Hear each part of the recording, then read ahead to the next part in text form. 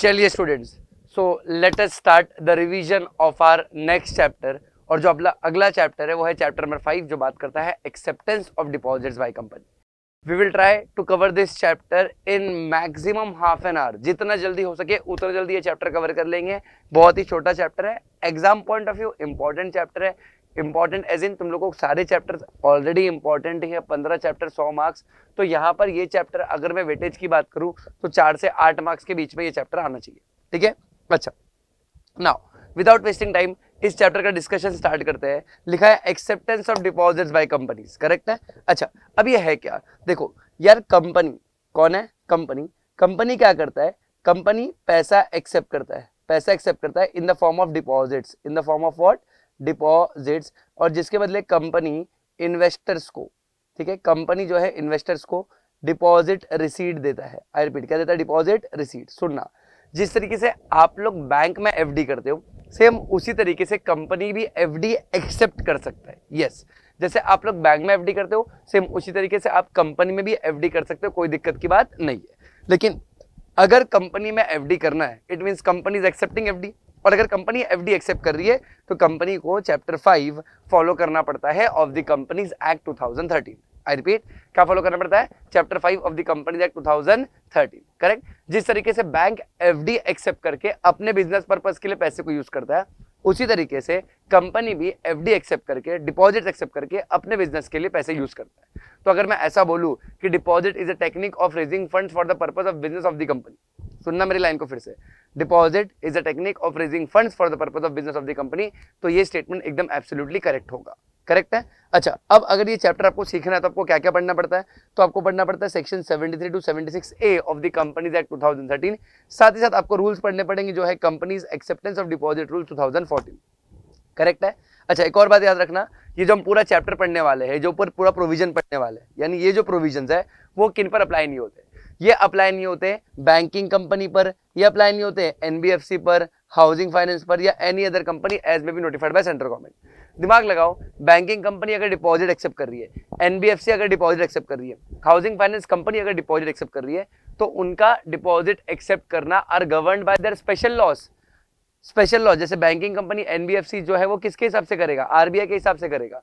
तो वो लोग थोड़ी दिन भर कंपनी तक फॉलो करते रहेंगे, उनका तो दिन भर का काम है डिपॉजिट एक्सेप्ट करते रहना, तो वो लोग कंपनी तक को फॉलो नहीं करते। तो मतलब इस चैप्टर में जब मैं बात करूंगा कि कौन सी कंपनी डिपॉजिट एक्सेप्ट करने वाली है, तो मैं बात कर रहा हूँ non banking non financing company. सुनना ध्यान से, मैं किसकी बात कर रहा हूँ? Non banking non financing company अगर डिपॉजिट एक्सेप्ट करती है मेंबर से या तो पब्लिक से। जो इन्वेस्टर होगा वो इन्वेस्टर या तो मेंबर हो सकता है, या तो इन्वेस्टर जो है वो पब्लिक हो सकता है। सुन रहे हो क्या? या तो इन्वेस्टर मेंबर, या तो पब्लिक, या तो मेंबर या तो पब्लिक। तो जिनसे भी डिपॉजिट एक्सेप्ट कर रही है वो जो कंपनी है वो या तो नॉन बैंकिंग या तो नॉन फाइनेंसिंग कंपनी होनी चाहिए। क्योंकि अगर वो बैंकिंग कंपनी है या तो वो फाइनेंसिंग कंपनी है, तो दिमाग लगाओ, उनके लिए अलग से अपना लॉस बना हुआ है, वो लोग ये चैप्टर में आते नहीं है, याद रखना। ठीक है। अच्छा, अब अगर आपको डिपॉजिट एक्सेप्ट करना है, थोड़ा आगे पीछे पढ़ाऊंगा ये चैप्टर, एकदम लाइन से नहीं जाएंगे। ठीक है। अच्छा, अगर आपको डिपॉजिट एक्सेप्ट करना है तो आप डिपॉजिट एक्सेप्ट कर सकते हो दो जन से। किससे एक्सेप्ट कर सकते हो? या तो आप डिपॉजिट एक्सेप्ट कर सकते हो मेंबर से या तो पब्लिक से। ठीक है, या तो मेंबर से या तो पब्लिक से। सुनना ध्यान से, deposit can be accepted from member या तो पब्लिक। अगर कंपनी डिपॉजिट एक्सेप्ट करती है मेंबर से तो सेक्शन एप्लीकेबल होता है 73, और पब्लिक से कर रही है तो सेक्शन एप्लीकेबल होगा 76। सुनना, if company is accepting deposit from member तो सेक्शन 73 आता है, पब्लिक से एक्सेप्ट करिए तो सेक्शन 76 आने वाला है, याद रखना। अच्छा सर, समझ गया सर, ये ठीक है। अच्छा, तो मीनिंग ऑफ डिपॉजिटर्स भी वही होता है कि डिपॉजिटर मतलब कोई कंपनी का मेंबर जिसने कंपनी में डिपॉजिट किया एज पर सेक्शन 73। और अगर मैं बात करूं अपार्ट फ्रॉम मेंबर्स, तो एनी पर्सन जिसने कंपनी में डिपॉजिट किया एज पर सेक्शन 76। करेक्ट। अच्छा, अब थोड़े काम की बातें करो जो exam point of view important है। ठीक है। सबसे पहला बोला टेन्योर ऑफ डिपॉजिट्स। सी, आपने ऑब्जर्व किया रहेगा जब आपके पेरेंट्स बैंक में एफडी वगैरह करते हैं तो आपने देखा होगा एक चीज कि वो लोग एफडी लॉन्गर ड्यूरेशन के लिए करते हैं, 5 years, 10 years, sometime 15 years. Correct. लेकिन यहाँ पर जब भी कंपनी डिपॉजिट एक्सेप्ट करेगा तो मिनिमम टेन्योर कितना होता है? 6 मंथ्स। मैक्सिमम टेन्योर कितना होता है? 36 मंथ्स। कम से कम 6 महीना, ज्यादा से ज्यादा 36 मंथ्स। 36 मंथ्स के ऊपर डिपॉजिट एक्सेप्ट किया जा सकता नहीं है। अच्छा, लेकिन अगर एग्जाम में ऐसा पूछा क्या 6 मंथ से कम के लिए भी डिपॉजिट एक्सेप्ट कर सकते हैं, तो उसका आंसर होगा the answer is yes, yes, yes. 6 month से कम पे डिपॉजिट एक्सेप्ट कर सकते हैं। अच्छा सर, 6 मंथ से कम कितना हो सकता है? 6 मंथ से कम के लिए दो कंडीशन है। 6 मंथ से कम 3 मंथ्स, मतलब company can accept deposit for 5 months, 4 months, 3 months, but not below that. जैसे कंपनी बोलती है मुझे 1 महीने के लिए डिपॉजिट एक्सेप्ट करना है, 2 महीने के लिए एक्सेप्ट करना नहीं कर सकते। और अगर कंपनी 6 महीने से कम यानी 3 महीने तक का डिपॉजिट एक्सेप्ट कर रही है तो मैक्सिमम डिपॉजिट जो कंपनी एक्सेप्ट कर सकती है वो कितना है, 10% of paid up share capital, security premium and free reserve. उसके ऊपर एक्सेप्ट नहीं कर सकती, बिकॉज लॉ बोलता है कि हम मानते हैं कि कम टाइम के लिए आपको कम पैसा लगेगा, कम टाइम के लिए आपको कम पैसा लगेगा। इसके लिए अगर 6 मंथ से कम एक्सेप्ट करना है तो आप मैक्सिमम कितना एक्सेप्ट कर सकते हो, 10% of paid up share capital, free reserve and security premium. आप कोई भी कंपनी हो, आप maximum 10% of paid up share capital, free reserve and security premium, उससे ज्यादा एक्सेप्ट कर सकते नहीं हो। करेक्ट है, इजी। तो एग्जाम में अगर एमसीक्यू आ गया, एमसीक्यू में पूछा minimum tenure to accept deposits और ऑप्शन में 6 मंथ्स और 3 मंथ्स दोनों लिखा है, तो चुपचाप 6 मंथ्स को मार्क करना। अगर ऐसा पूछा है कि 6 मंथ से कम कितना कर सकते तब 3 मंथ्स मार्क करोगे, और अगर कंडीशन पूछा तो बताना कि 10% से ज्यादा नहीं हो सकता, 10% से ज्यादा नहीं हो सकता। क्लियर है मैं क्या बोल रहा हूँ? Easy, simple, done. अच्छा ये तो था टेन्योर, क्वेश्चन आता है टेन्योर पे। अच्छा दूसरा आता है कि कंपनी कितना डिपॉजिट एक्सेप्ट कर सकता है। अब कंपनी कितना डिपॉजिट एक्सेप्ट कर सकता है इसके लिए डिपेंड करता है कि वो कंपनी कौन सी है। ठीक है, वो कंपनी एलिजिबल कंपनी है या वो, अभी देखो एलिजिबल है, फिर से इधर एलिजिबल है, तो बाय डिफॉल्ट ये एलिजिबल नहीं, ये क्या है, इन एलिजिबल है, बस इन प्रिंट नहीं हुआ है। ठीक है, तो एक एलिजिबल कंपनी, एक इन एलिजिबल कंपनी, और एक कौन सी कंपनी है, गवर्नमेंट। अच्छा अब याद रखना, अगर मैं बात करूं एलिजिबल कंपनी की, तो एलिजिबल कंपनी वो होती है जो थोड़े कंडीशन सेटिस्फाई करती है, जो थोड़े क्या सेटिस्फाई करती है, कंडीशन सेटिस्फाई करती है। सर कौन से कंडीशंस? तो देखो एलिजिबल कंपनी मतलब एक पब्लिक कंपनी, इसका मतलब याद रखना प्राइवेट कंपनी कभी एलिजिबल नहीं हो सकती। सुन रहे हो क्या? प्राइवेट कंपनी कभी भी एलिजिबल कंपनी नहीं हो सकती, कितना भी कुछ भी कर ले प्राइवेट कंपनी कभी एलिजिबल कंपनी नहीं हो सकती। ठीक है सर, तो एलिजिबल कंपनी एक पब्लिक कंपनी होती है जिसका नेटवर्थ कम से कम 100 करोड़ या तो टर्नओवर कम से कम 500 करोड़ होना चाहिए। ठीक है, तो ऐसी पब्लिक कंपनी जिसका या तो नेटवर्थ 100 करोड़ है या तो फिर उसका टर्नओवर 500 करोड़ है, प्लस उसने कौन सा रेजोल्यूशन पास किया है, उसने स्पेशल रेजोल्यूशन पास किया जनरल मीटिंग में, और वो स्पेशल रेजोल्यूशन आपने किसके पास फाइल कर दिया है, आरओसी के पास। तो 4 कंडीशन, पब्लिक कंपनी 100 करोड़ या तो 500 करोड़, फिर एसआर पास किया है और वो एसआर किसके फाइल कर दिया, आरओसी के पास, तब उस कंपनी को हम लोग क्या मानते हैं, एलिजिबल कंपनी मानते हैं। बट इसका मतलब जब भी मैं एलिजिबल कंपनी बोलता हूं मैं बड़े कंपनीज का बात कर रहा हूं, मैं छोटे कंपनीज का बात नहीं कर रहा। करेक्ट है, इजी, सिंपल। अच्छा अब ध्यान देना, यहाँ पर एक नोट लिखा है, बोलता है कि अगर कंपनी जितना भी डिपॉजिट एक्सेप्ट कर रही है together with the existing borrowing of the company, अगर वो up to 100% of paid up share capital, free reserve and security premium तक है, यानी कंपनी जितना भी बोरिंग कर रही है, जो ऑलरेडी कंपनी के बैलेंस शीट में लायबिलिटीज है बोरिंग के फॉर्म में, प्लस जो भी कंपनी डिपॉजिट एक्सेप्ट कर रही है, अगर वो 100% of paid up share capital, free reserve और सिक्योरिटी प्रीमियम तक है, तो वहां पर एलिजिबल कंपनी को एसआर की जगह क्या पास करना पड़ेगा, ऑर्डिनरी रिजोल्यूशन। जब अपना रेगुलर लेक्चर होता है मैं इसके बारे में तुमको न्यूमेरिकल एग्जांपल भी देता हूं, बट ऑब्वियसली अगर मैं तुमको अभी रिवाइज करा रहा हूं तो it won't be possible to give the example, but इतना याद रखना 100%, तुम लोग एग्जांपल रिफर कर सकते हो रेगुलर नोट्स में लिखा है। ठीक है, अच्छा तो 100%, क्या बोला बेटा, 100% of paid up share capital, free reserve and security premium तक बोरो करोगे तो तुमको एसआर की जगह एलिजिबल कंपनी क्या पास करेगी, ओआर पास करेगी। करेक्ट है, ठीक है सर, एलिजिबल कंपनी समझ गया। अब आ जाते हैं ऊपर लिमिट देखने के लिए फिर। अच्छा सर अगर मैं एलिजिबल कंपनी हूं, यानी मैं एक पब्लिक कंपनी हूं जिसका नेटवर्थ 100 करोड़ या तो टर्नओवर 500 करोड़ है, जिसने एसआर पास किया और वो एसआर किसके फाइल किया है, आरओसी के पास, लेकिन अगर मेरा बोरिंग्स लिमिट के अंदर है तो मैंने एसआर नहीं, मैंने क्या पास किया, सिर्फ ओआर पास किया। करेक्ट, तो मैं अपने मेंबर से कितना ले सकती हूँ, 10% of paid up share capital, free reserve and security premium, और पब्लिक से कितना ले सकते हैं, मैक्सिमम, ये सब मैक्सिमम लिमिट है, maximum 25% of paid up share capital, free reserve and security premium. ठीक है, मेंबर से 10%, पब्लिक से 25%, मेंबर से 10, पब्लिक से 25। बच्चे बोलते हैं नाइंसाफी क्यों, क्योंकि मैं आपको कितने बार बता चुका हूं कि मेंबर से ऑलरेडी शेयर्स के फॉर्म में पैसा ले चुका है, इसके लिए उनके लिए 10% है क्योंकि उनका शेयर्स में ऑलरेडी इन्वेस्टमेंट है। पब्लिक से कितना ले सकते हैं, 25%। अच्छा मेंबर्स मतलब कंपनी के एग्जिस्टिंग शेयर होल्डर्स। करेक्ट है, अच्छा गवर्नमेंट कंपनी कितना ले सकता है, 35%। अच्छा 35% किससे, चाहे मेंबर से ले या पब्लिक से, कोई दिक्कत नहीं है। यानी तुम अगर ऑब्जर्व करो तो एलिजिबल कंपनी और गवर्नमेंट कंपनी का घुमा फिरा के लिमिट 35% ही है। द ओनली डिफरेंस इज कि जो एलिजिबल कंपनी, जो पब्लिक कंपनी, जो कंडीशन सेटिस्फाई कर रहा है, उनके लिए बाइफरकेट करके रख दिया है कि आप 10% मेंबर से, 25% पब्लिक से। गवर्नमेंट जिससे लेना चाहे पूरा 35% पब्लिक से चलेगा, पूरा 35% मेंबर से चलेगा, जो करना है करे, गवर्नमेंट कंपनी लॉ बना है उनको डिस्टर्ब करने का नहीं। ठीक है, अच्छा फिर आता है बात इनएलिजिबल कंपनीज के लिए। ठीक है, अब इनएलिजिबल कंपनीज में 3 टाइप की कंपनी है, एक है प्राइवेट कंपनी, एक है आईएफएससी पब्लिक कंपनी, और एक है ऐसी पब्लिक कंपनी जो एलिजिबल नहीं है, यानी ऐसी पब्लिक कंपनी जिनका नेटवर्थ 100 करोड़ या टर्नओवर 500 करोड़ टच या क्रॉस हो रहा नहीं है। करेक्ट है, अच्छा अगर मैं बात करूं ऐसी पब्लिक कंपनी जो एलिजिबल नहीं है तो वो 35% एक्सेप्ट कर सकती है, बट ओनली फ्रॉम मेंबर्स। अगर मैं आईएफएससी पब्लिक कंपनी का बात करूं तो वो लोग कितना एक्सेप्ट कर सकते हैं 100%, बट ओनली फ्रॉम मेंबर। और अगर मैं बात करूं प्राइवेट कंपनी का तो वो लोग कितना एक्सेप्ट कर सकते हैं 100%, बट ओनली फ्रॉम मेंबर्स। यानी अगर तुमने एक चीज ऑब्जर्व किया, ये जो एलिजिबल कंपनी और गवर्नमेंट कंपनी है ये मेंबर्स और पब्लिक दोनों से एक्सेप्ट कर सकती है, बट जो इन एलिजिबल कंपनी है वो सिर्फ और सिर्फ मेंबर से ही एक्सेप्ट कर सकती है, मेंबर्स के अलावा किसी और से कर सकती नहीं है। करेक्ट।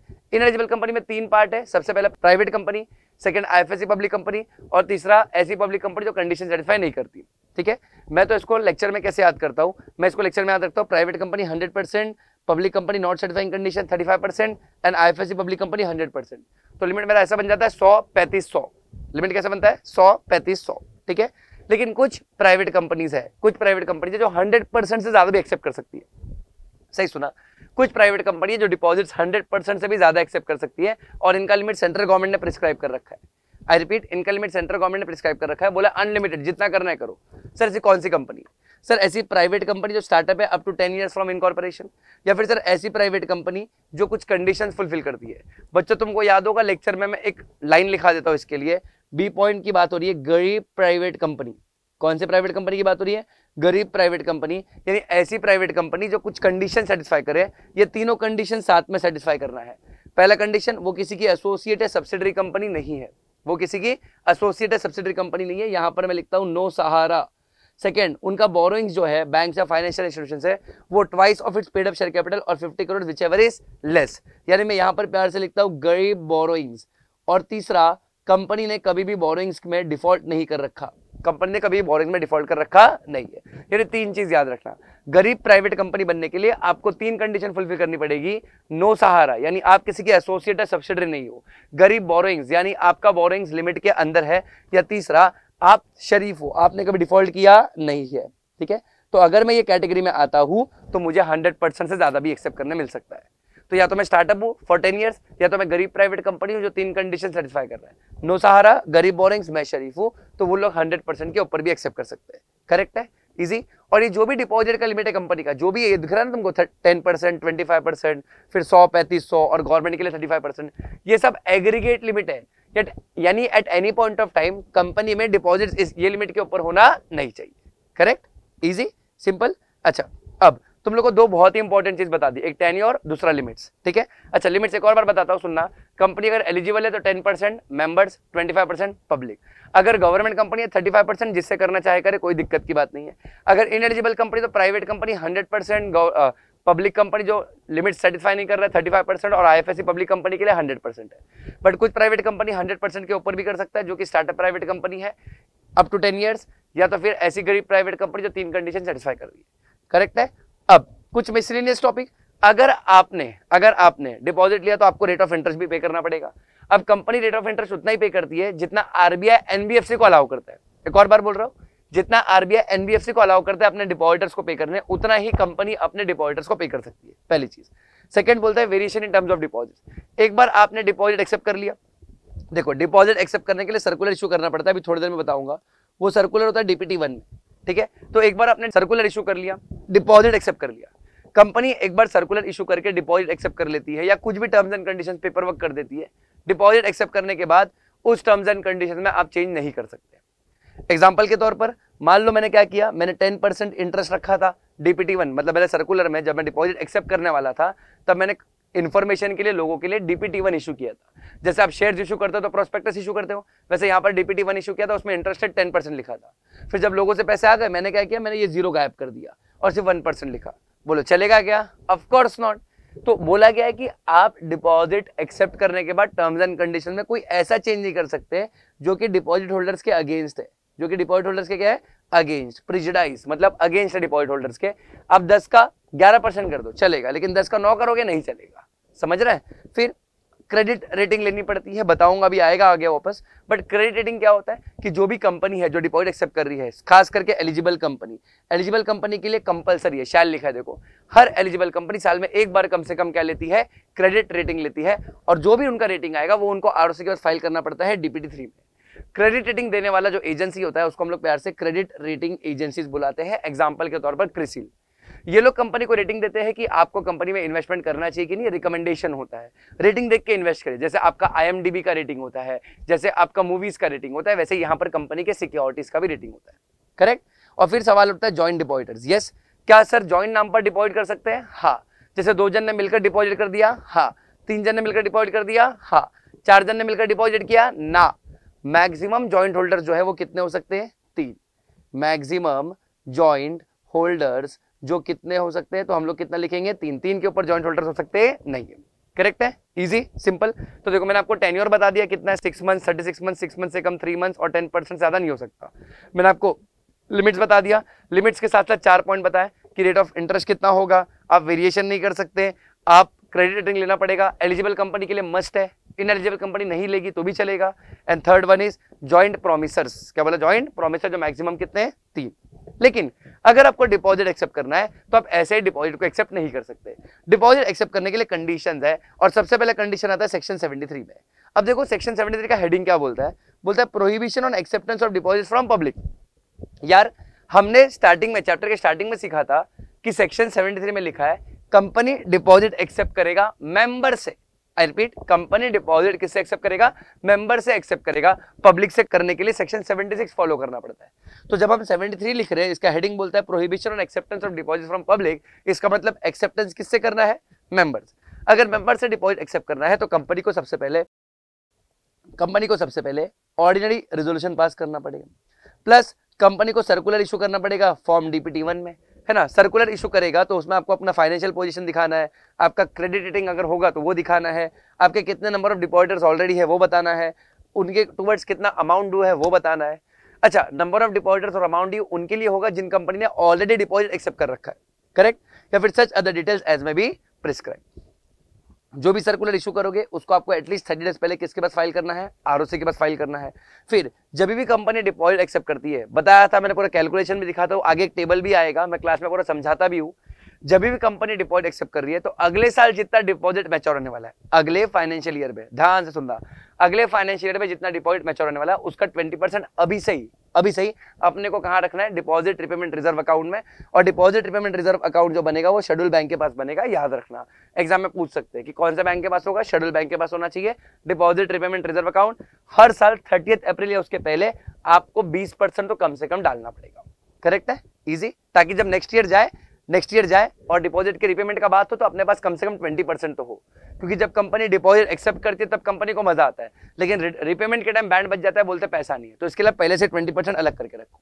तो नेक्स्ट फाइनेंशियल ईयर में जितना मैच्योर होने वाला है उसका 20% अभी से मैं क्या करूंगा? उसका 20% अभी से मैं अपने डिपॉजिट रिपेमेंट रिजर्व अकाउंट में रखूंगा, करेक्ट है। फिर इतना ही नहीं, कंपनी क्या करेगा? कंपनी सर्टिफाई करेगा कि हमने पिछले 5 साल में डिपॉजिट्स के रिपेमेंट में या इंटरेस्ट के पेमेंट में डिफॉल्ट नहीं किया है, और अगर किया है तो उसको ठीक करके 5 साल लैप्स हो चुका है, करेक्ट है।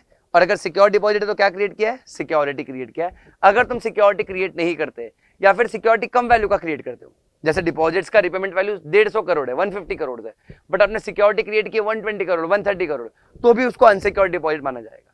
या तो सिक्योरिटी नहीं किया क्रिएट, या फिर सिक्योरिटी पूरे वैल्यू को कवर नहीं कर रहा, तो उसको अनसिक्योर्ड डिपॉजिट माना जाता है, और आपको वैसे उसको बोलना पड़ेगा कि भाई हम अनसिक्योर्ड डिपॉजिट एक्सेप्ट कर रहे हैं।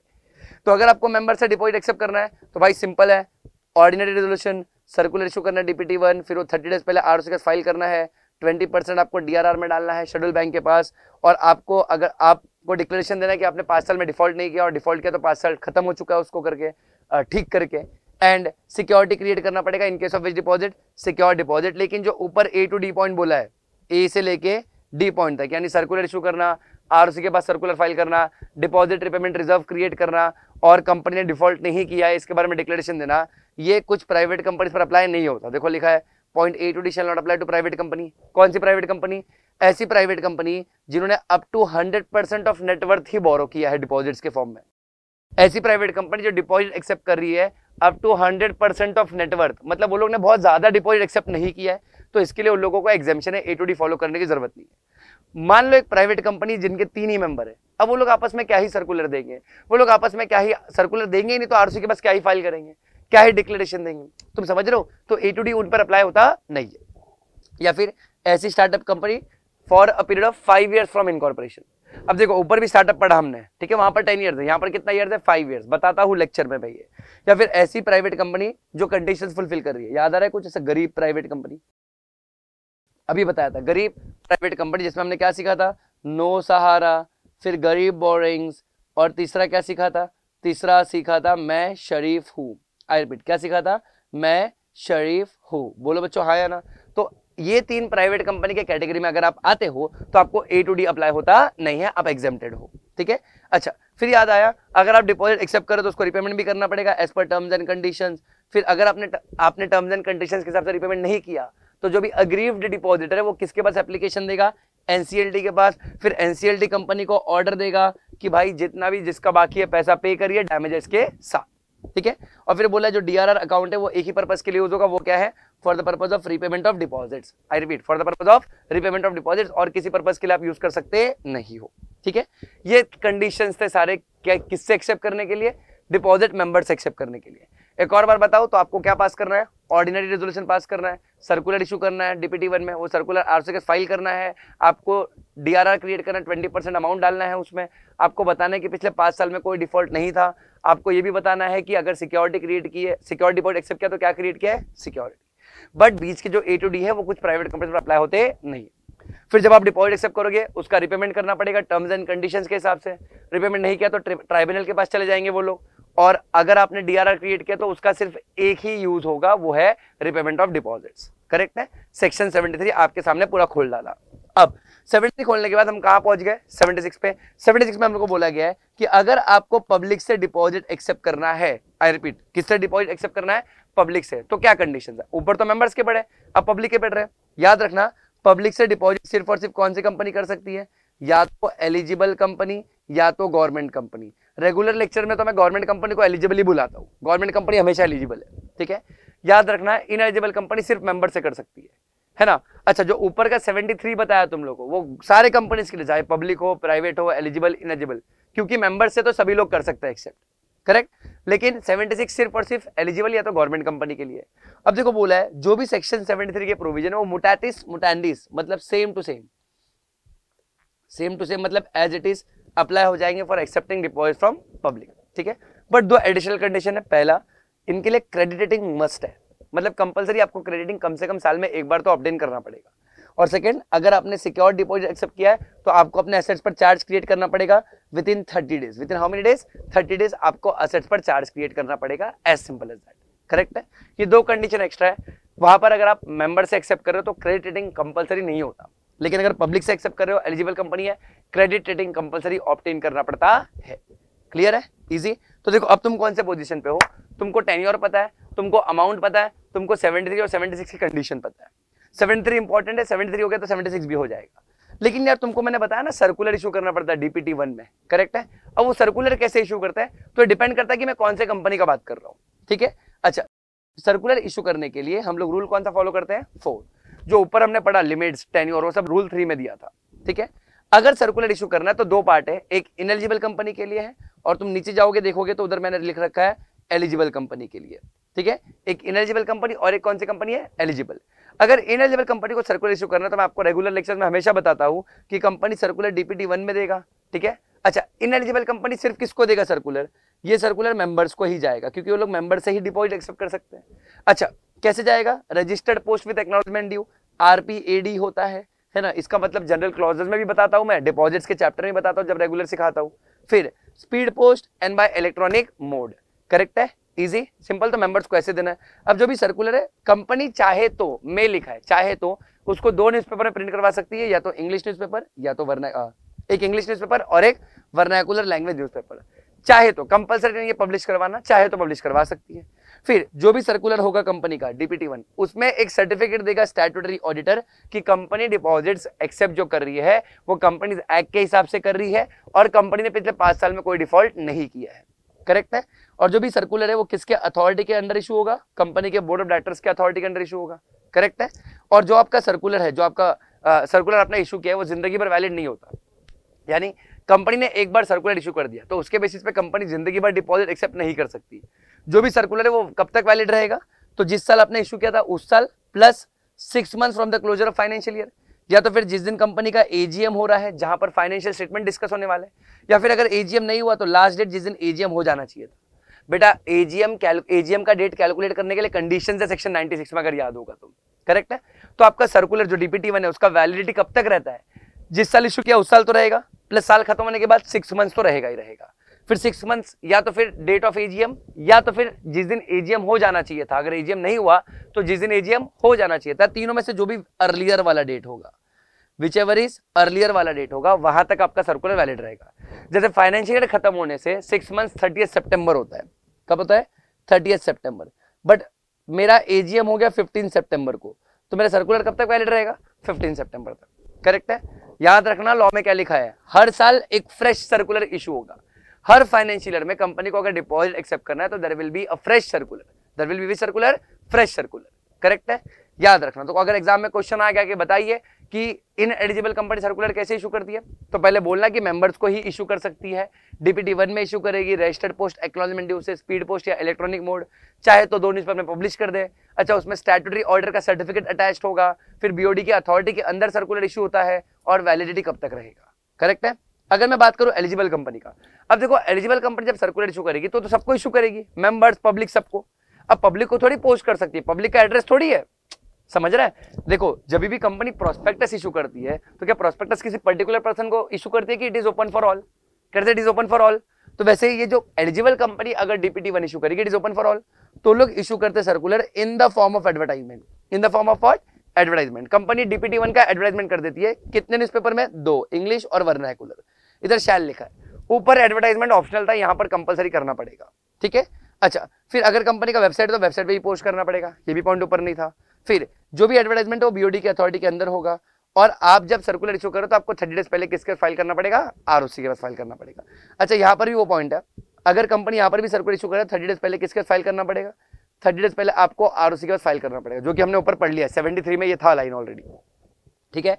फिर उसके बाद हम लोग को मिलेगा 6 वाला पॉइंट, ये again validity of advertisement same ऊपर जैसा ही है, साल खत्म होने के 6 मंथ्स तक, या तो जिस दिन आपका एजीएम हुआ, या तो लास्ट दिन जिस दिन एजीएम हो जाना चाहिए था, करेक्ट है। तो सारे पॉइंट सिमिलर लगेंगे तुमको, बस वहां पर सर्कुलर आप पर्सनली देते हो सारे मेंबर्स को, यहाँ पर circular is issued in the form of advertisement.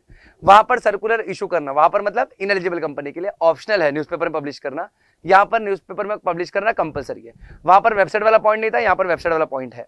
फिर वहां पर ऑडिटर का सर्टिफिकेट अटैच करना होता है, यहाँ पर वो पॉइंट नहीं है, क्योंकि वहां पर तो कैसा DPT1 हम लोग इंडिविजुअली मेंबर्स को दे रहे तो ऑडिटर का सर्टिफिकेट अटैच कर सकते हैं, यहाँ पर तो न्यूज़पेपर में छाप रहे तो कहां से अटैच करेंगे फिर, समझ रहा है। बाकी सारे पॉइंट्स तुमको सेम दिखेंगे, इजी, सिंपल, डन। मतलब तुमको अभी ये भी मालूम पड़ गया है कि टेन्योर क्या होता है, कितना लिमिट्स है, कंडीशन क्या है 73, 76 में, और तुमको ये भी पता है कि सर्कुलर कैसे इशू करते हैं, करेक्ट। लेकिन अगर हम लोग सिक्योर्ड डिपॉजिट एक्सेप्ट कर रहे हैं तो हमको रूल 6 के हिसाब से सिक्योरिटी क्रिएट करना पड़ेगा विद इन 30 डेज। और कितना सिक्योरिटी क्रिएट करना है, तो वो रिपेमेंट वैल्यू और रिडम्पशन वैल्यू डिपॉजिट्स कवर करना चाहिए। और सिक्योरिटी किसके फेवर में क्रिएट करेंगे? डिपॉजिट ट्रस्टी के फेवर में क्रिएट करेंगे। कुछ याद आ रहा है क्या? 3 चीज याद रखना, सिक्योरिटी 30 डेज के अंदर क्रिएट हो जाना चाहिए, security should cover the repayment value of deposits, and deposit trustee के फेवर में सिक्योरिटी क्रिएट करना है, ठीक है। अच्छा, डिपॉजिट ट्रस्टी याद है क्या? Deposit trustee is appointed by company to protect the interest of deposit holders and to redress the grievances of deposit holders। कुछ याद आ रहा है? याद आया कुछ? ठीक है। अच्छा देखो, अगर मैं सिक्योर डिपॉजिट कर रहा हूं तो डिपॉजिट होल्डर्स बहुत सारे, ठीक है। मैं हर एक के नाम पे सिक्योरिटी नहीं क्रिएट कर सकता, ना ही कलेक्टिवली सबके नाम पर सिक्योरिटी क्रिएट कर सकता हूँ। इसके लिए उनके लिए एक रिप्रेजेंटेटिव अपॉइंट किया जाता है, जो कंपनी अपॉइंट करती है। कंपनी उनको अपॉइंट करती है DPT2 साइन करके। उनके साथ कौन सा फॉर्म साइन करती है बेटा? DPT2 साइन करती है सर्कुलर इशू करने के एटलीस्ट 7 डेज बिफोर। सर्कुलर या एडवर्टाइजमेंट इशू करने के at least 7 days before trust deed sign किया जाता है DPT2 में, जहां पर हम लोग डिपॉजिट ट्रस्टी को अपॉइंट करते हैं और बोलते हैं भाई सुन, तेरा काम है डिपॉजिट होल्डर्स के इंटरेस्ट को प्रोटेक्ट करना, तेरा काम है उनके कंप्लेंट्स को रिड्रेस करना। करेक्ट है? याद रहेगा ये चीज। अच्छा, दूसरी चीज हमको बोला गया है कि जब भी तुम डिपॉजिट ट्रस्टी को अपॉइंट करोगे उनका पहले रिटर्न कंसल्ट ले लेना। पता चला वो अपॉइंट हो गया है बट उसको ही नहीं पता कि वो अपॉइंट हुआ है, हाँ, उसके लिए भी सरप्राइज, सबके लिए सरप्राइज कि डिपॉजिट ट्रस्टी नहीं चलेगा। बताना पड़ेगा कि डिपॉजिट ट्रस्टी कौन है, कंसल्ट लेना पड़ेगा, DPT2 साइन करना पड़ेगा उसके साथ। लेकिन याद रखना, मैं हमेशा तुमको 2-3 बार एक लाइन बोला कि company will appoint deposit trustee, company will appoint deposit trustee. It means वहां पर ऐसा सिचुएशन हो सकता है कि कंपनी किसी ऐसे इंसान को अपॉइंट करे जो उनका फ्रॉड में साथ दे, इसके लिए हमेशा याद रखना डिपॉजिट ट्रस्टी इंडिपेंडेंट पर्सन हो सकता है, यानी कुछ लोग हैं जो लोग डिस्क्वालिफाइड है, they are not eligible to be appointed as deposit trustee. Sir वो कौन कौन है? पहला point, code a of charge, याद आ रहा है regular lecture? Code a of charge क्या होता है सर? के से केएमपी, ओ से ऑफिसर, डी से डायरेक्टर, ई से एम्प्लॉय, ऑफ चार्ज, चार्ज क्या होता है sir? Company, holding company, associate company, subsidiary company. यानी अगर आप छाछ के कोड़े हो, आप छाछ के क्या हो? कोड़े हो, तो आप डिपॉजिट ट्रस्टी नहीं बन सकते, क्योंकि आप तो फिर ग्रुप कंपनी का भला सोचोगे, आप डिपॉजिटर्स का भला नहीं सोचोगे। सेम उसी तरीके से आप हो इंडेक्टेड टू छाछ और subsidiary of such holding company. इसको रेगुलर लेक्चर में मैं छाछ बुलाता हूँ, क्या बुलाता हूँ? डबल एस, ठीक है। अगर आपने कंपनी से, होल्डिंग कंपनी, एसोसिएट या सब्सिडरी से कर्जा लिया है, या फिर मेरी होल्डिंग कंपनी की कोई और सब्सिडरी जिसको हम लोग सिस्टर कंसर्न बुलाते हैं, उनसे कर्जा लिया, तो आप डिपॉजिट ट्रस्टी नहीं बन सकते।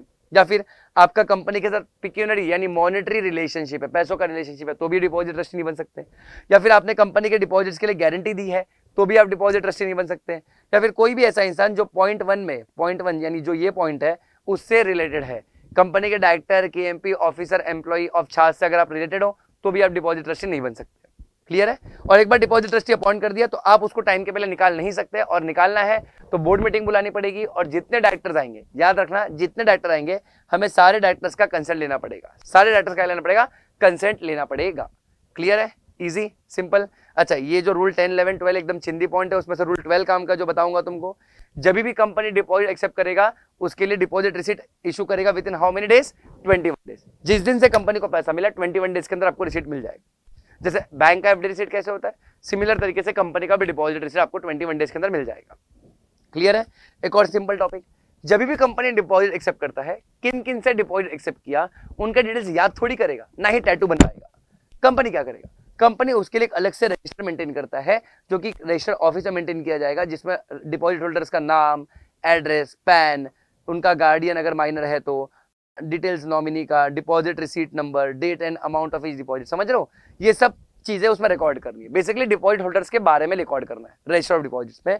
और याद रखना रजिस्टर में एंट्रीज कितने डेज के अंदर होनी चाहिए? 7 डेज के अंदर एंट्री आ जानी चाहिए। और रजिस्टर को कौन ऑथेंटिकेट यानी वेरीफाई यानी सिग्नेचर कौन करेगा रजिस्टर पे? रजिस्टर का देखभाल कौन करेगा? कंपनी का डायरेक्टर या तो सेक्रेटरी यानी सीएस बोलते हैं, या फिर any other officer authorised by the board. और रजिस्टर आप कब तक प्रिजर्व करके रखोगे? From 8 years from the financial year in which last entry was made. जिस साल आपने लास्ट एंट्री मारा वहां से कितना साल? 8 साल। जिस साल से 8 साल, डेट से नहीं, साल। जैसे 24-25 में लास्ट एंट्री मारा तो 24-25 के बाद से 8 साल तक आपको रजिस्टर मेंटेन करके रखना। क्लियर है? इजी, बहुत सिंपल पॉइंट है, ठीक है। इससे याद आता है एक रूल 13 है जो बात करता है डिपॉजिट रिपेमेंट रिजर्व की। कुछ याद आ रहा है क्या? रूल 13 जो किसकी बात करता है बेटा? डिपॉजिट रिपेमेंट रिजर्व की। मैंने आपको बताया था नेक्स्ट ईयर जितना डिपॉजिट मैच्योर हो रहा है उसका 20% अभी से आपको डिपॉजिट रिपेमेंट रिजर्व अकाउंट में डाल के रखना है, जो शेड्यूल्ड बैंक में है, और जिसका यूटिलाइजेशन सिर्फ एक ही है। अगले साल जब भी मैच्योरिटी आएगी उसको रिपेमेंट के लिए यूज कर। But at the same time आपका जो 20% इन्वेस्टेड है डीआरआर में, वो करंट ईयर जो मैच्योर हो रहा है उससे भी कम नहीं होना चाहिए। इन शॉर्ट, नेक्स्ट ईयर का 20% या इस साल का 20% कम से कम उतना तो होना चाहिए। और यही समझाने के लिए मैं पूरा टेबल बनाता हूँ, ये सम सॉल्व करवाता हूँ। बट अगेन ये रेगुलर लेक्चर में करवाता हूँ, अभी अपने पास टाइम नहीं है। आई होप तुमको याद आया होगा, मैंने सॉल्व करवाया था, न्यूमेरिकल्स है, तुम इसको सॉल्व कर लोगे, ठीक है। आगे बढ़ रहा हूँ, ध्यान देना। एक टॉपिक है जो बोलता है pre mature surrender of deposits, यानी अगर टाइम के पहले आप एफडी तोड़ते हो, जैसे बैंक का भी एफडी अगर टाइम के पहले तोड़ते हो तो आपका इंटरेस्ट कटता है, वैसे यहाँ पर भी अगर टाइम के पहले आप एफडी तोड़ते हो तो आपका इंटरेस्ट 1% से रिड्यूस हो जाएगा। यानी अगर आपको 10% मिलने वाला था तो 9% मिलेगा, करेक्ट है। अच्छा, लेकिन इंटरेस्ट कब रिड्यूस नहीं होगा? जहां पर फर्स्ट पॉइंट बोला है, ठीक है, where the deposit is prematurely repaid to comply with rule 3, यानी कंपनी ने गलती से लिमिट्स के ऊपर डिपॉजिट एक्सेप्ट कर लिया। याद है लिमिट्स? वो 10%, 25%, फिर 35% गवर्नमेंट कंपनी के लिए, फिर इनएलिजिबल में 100, 3500, याद आ रहा है? अगर कंपनी लिमिट्स के ऊपर डिपॉजिट एक्सेप्ट कर लेगी तो वहां पर कंपनी को टाइम के पहले कुछ डिपॉजिट्स को रिपेमेंट करना पड़ेगा, है ना? करना पड़ेगा कि नहीं करना पड़ेगा? तो वहां पर आपका 1% रिड्यूस नहीं होगा, क्योंकि वहां पर कंपनी का ही गलती है। याद रहेगा ये? सिंपल। अच्छा, सेकंड, जहां पर कंपनी ने प्रीमैच्योर डिपॉजिट का रिपेमेंट किया है, लेकिन किसको किया है? ऐसा इंसान जो नेवी, मिलिट्री या एयरफोर्स का है और इमरजेंसी डिक्लेयर हुआ है नेशन में अंडर आर्टिकल 352, तो वहां पर भी आपका इंटरेस्ट कम नहीं होगा। ऐसे सिचुएशन में आप इंटरेस्ट कम कर रहे हो, आप बहुत ही गरीब इंसान हो, फिर आप बहुत ही गरीब कंपनी हो। फिर समझ रहा है मैं क्या बोल रहा हूँ? और एक बात याद रखना, कंपनी चाहकर भी 6 मंथ्स के पहले रिपेमेंट नहीं कर सकती है, ठीक है, क्योंकि 6 मंथ्स तो मिनिमम टेन्योर है। समझ रहा है? इजी है। सिंपल। अच्छा, उसी तरीके से अगर आपको ज्यादा इंटरेस्ट अर्न करना है, तो अगर आप टाइम के पहले डिपॉजिट्स को क्लोज करके ज्यादा इंटरेस्ट अर्न करना चाहते हो, तो एक चीज याद रखना, आपका जो रिन्यूअल का पीरियड है, ठीक है, एक चीज याद रखना, रिन्यूअल का पीरियड है should be greater than unexpired period of deposits. Unexpired period of deposit, जो आपका अनएक्सपायर्ड पीरियड है वो कम होना चाहिए, रिन्यूअल का पीरियड ज्यादा होना चाहिए। क्लियर है? तो ही आपको ज्यादा इंटरेस्ट रेट मिलेगा। अब देखो, अगर आप एफडी टाइम के पहले तुड़वा रहे हो तो आपको 1% इंटरेस्ट कम मिलेगा, लेकिन अगर आप टाइम के पहले उसको रिन्यू करवा रहे हो ज्यादा पीरियड के लिए, तो आपको कितना बढ़ा के इंटरेस्ट मिलेगा इसके बारे में कुछ नहीं बोला है। 1% रिड्यूस करेंगे ये स्टैंडर्ड है, बट बढ़ाएंगे कितना वो कुछ नहीं बोले। जैसे 10 का 10.25 भी कर सकते हैं, 10.5 भी कर सकते हैं, कुछ भी हो सकता है। करेक्ट है? Easy, simple, done.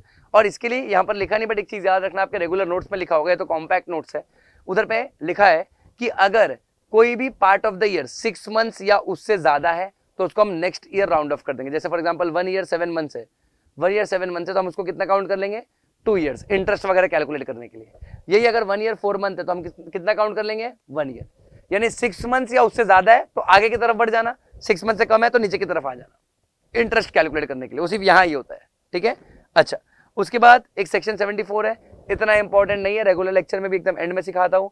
ये ट्रांजिशन प्रोविजन था, आज की तारीख में यहाँ से क्वेश्चन नहीं पूछते, ये अभी आउटडेटेड हो चुका है, अभी के लिए रिलेवेंट नहीं है। सेक्शन 74 अभी के लिए रिलेवेंट नहीं है, बट जिनको रेगुलर लेक्चर मैंने पढ़ाया है, प्लीज तुम इसको जैसे मैंने पढ़ाया वैसे एक बार पढ़ लेना, देख लेना, ठीक है।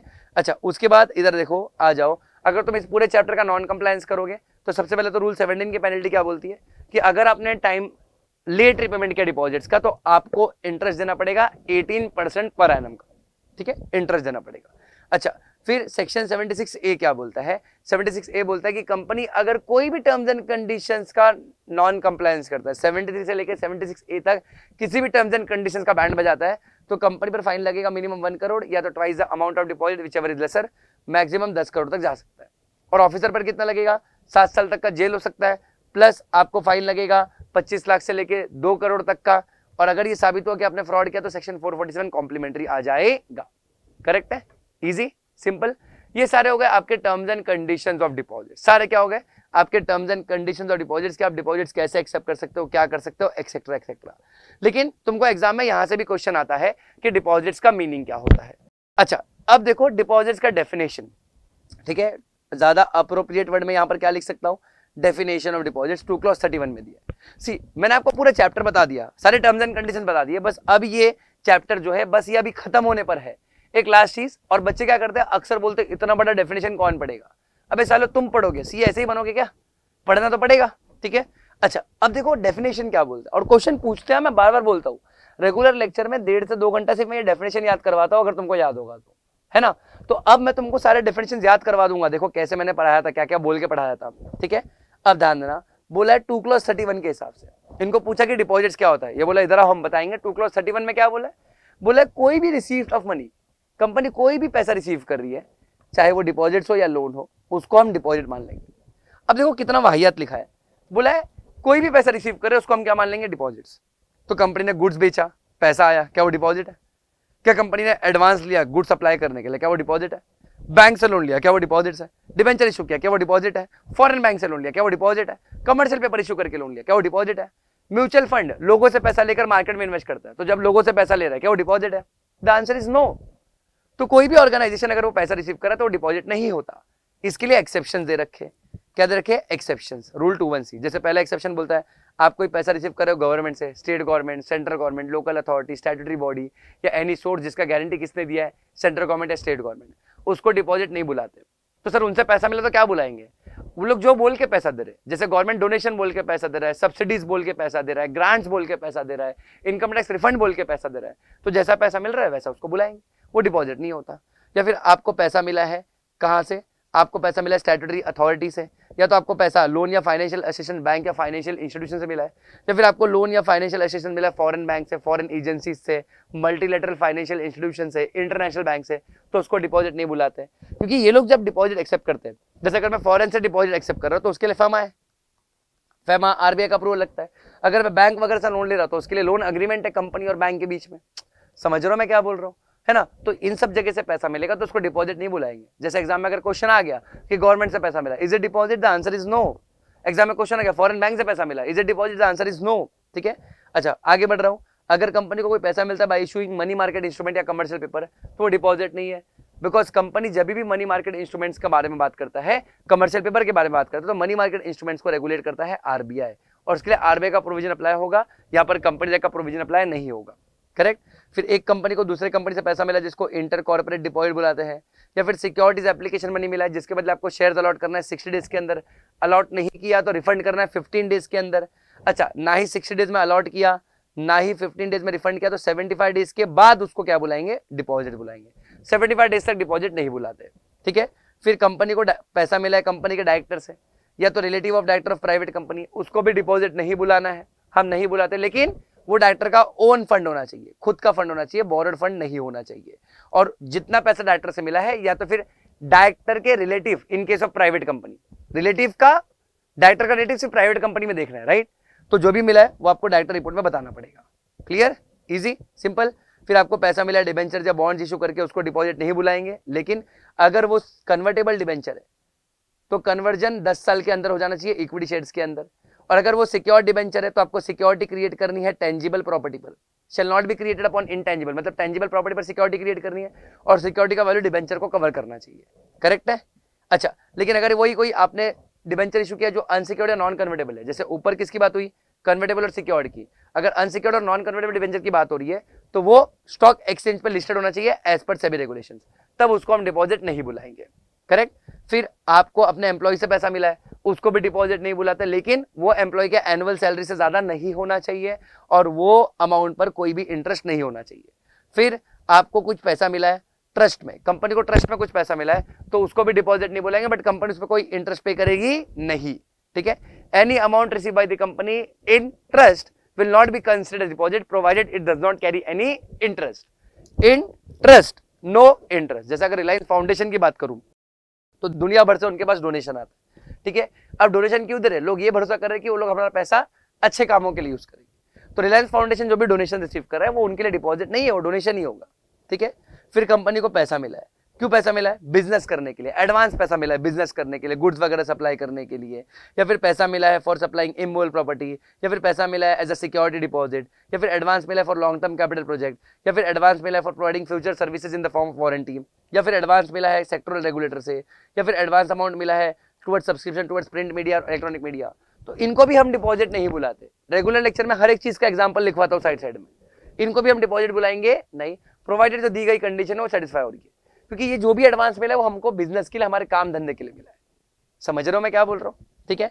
अच्छा, फिर आगे बढ़ते हुए अगर कोई कंपनी को अनसिक्योर्ड लोन मिला है कंपनी के प्रमोटर से, अच्छा प्रमोटर को पैसा क्यों डालना पड़ा कंपनी में, क्योंकि जो लेंडिंग इंस्टीट्यूशन है, जो लोन देने वाला इंस्टीट्यूशन है, उन्होंने कंडीशन लगाई थी कि जब तक प्रमोटर कॉन्ट्रीब्यूट नहीं करेगा हम लोन नहीं देंगे, तो हम उसको डिपॉजिट नहीं बुलाएंगे। क्यों नहीं बुलाएंगे, क्योंकि वो अमाउंट प्रमोटर या तो उनके रिलेटिव ने दिया है, वो अमाउंट प्रमोटर या उनका रिलेटिव क्यों दे रहा है, क्योंकि जो लेंडिंग इंस्टीट्यूशन है उन लोगों ने कंडीशन लगाई थी और उस कंडीशन को पूरा करना था, और वो अमाउंट कंपनी अपने पास तब तक ही रखेगी, प्रमोटर का पैसा कंपनी तब तक ही रखेगी जब तक कंपनी लोन का रिपेमेंट नहीं कर देती। उधर लोन का रिपेमेंट कर दिया तो यहाँ पर प्रमोटर का पैसा वापस कर दो, अगर नहीं वापस किया तो उसको हम डिपॉजिट मान लेंगे। क्या मान लेंगे, डिपॉजिट। फिर निधि कंपनी को कुछ पैसा मिला है, उसको डिपॉजिट नहीं बुलाता, उनका तो काम ही पैसा रिसीव करना है। चिट फंड को पैसा मिला है, अगेन उनका भी काम हर महीने पैसा लेना ही होता है, तो डिपॉजिट नहीं बुलाएंगे। या फिर कंपनी को पैसा मिला है, कहाँ से, अच्छा किसको पैसा मिला है, तो पैसा मिला है कलेक्टिव इन्वेस्टमेंट स्कीम को, या फिर कब पैसा मिला है alternative investment fund, domestic venture capital fund, infrastructure investment trust, mutual fund है ना, रियल एस्टेट इन्वेस्टमेंट ट्रस्ट। अगर इनको पैसा मिलता है, जिनको सेबी रेगुलेट कर रहा है, कौन रेगुलेट कर रहा है, सेबी, तो उनको भी हम डिपॉजिट नहीं बुलाते, बिकॉज उनके लिए तो सेबी का लॉस है और उनका काम ही ये रोज का काम है कि लोगों से पैसा लेकर उसको मार्केट में इन्वेस्ट करना। तो जब भी उन लोगों से पैसा लेंगे उसको हम डिपॉजिट नहीं बुलाएंगे।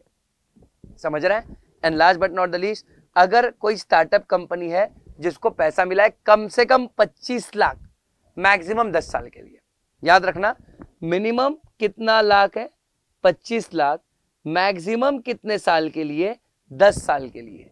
अगर पैसा मिला है और उसके बदले स्टार्टअप प्राइवेट कंपनी ने कन्वर्टेबल नोट दिया है उनको, कौन सा नोट दिया है, कन्वर्टेबल नोट दिया है, ऐसा नोट जिसके बदले सामने वाले को या तो मैच्योरिटी पे पैसा वापस मिलेगा या तो शेयर्स मिल जाएंगे प्राइवेट कंपनी के, स्टार्टअप के, तो उसको हम डिपॉजिट नहीं बुलाएंगे, उसको हम कन्वर्टेबल नोट ही बुलाएंगे। बट याद रखना मिनिमम अमाउंट 25 लाख होना चाहिए, एक बार में 25 लाख आना चाहिए। फॉर एग्जाम्पल कोई इन्वेस्टर है, उसने एक बार 20 लाख दिया और एक बार 10 लाख दिया, अब बोलेगा भाई 25 लाख से ज्यादा हो गया, ऐसा नहीं चलेगा। कन्वर्टेबल नोट में एक ही बार में 25 लाख आना चाहिए। सर 10-10 लाख करके 3 बार दिया एक महीने में, नहीं चलेगा। एक बार में 25 लाख, सिंगल ट्रांच एक बार में 25 लाख आना चाहिए। मैक्सिमम कितने साल के लिए? 10 साल के लिए, तब हम उसको डिपॉजिट नहीं बुलाएंगे। करेक्ट है? Easy, simple, done. और यहां पर आपका पूरा डिपॉजिट का चैप्टर रैप अप हो चुका है। सिर्फ रिवीजन ही नहीं, मैंने लॉजिक भी बताया रखा है, हर एक चीज का लॉजिक भी बताया रखा है। समझ रहे हो मैं क्या बोल रहा हूँ? इजी है, डन है। ये आपका हो गया चैप्टर नंबर 5। ठीक है, मिलते हैं नेक्स्ट चैप्टर में। आई होप तुम मेरे साथ रिवाइज करोगे। Thank you so much guys, good bye.